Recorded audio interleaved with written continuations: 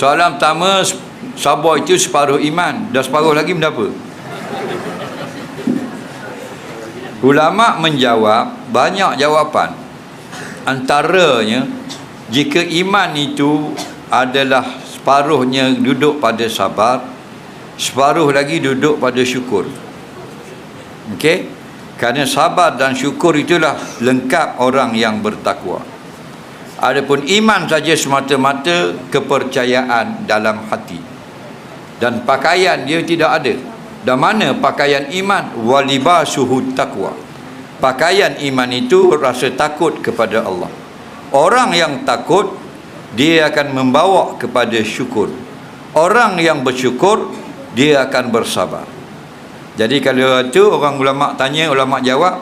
Kalau orang tanya, di mana separuh daripada sabar pada iman itu? Separuh pada sabar, separuh lagi terletak pada syukur. Okey?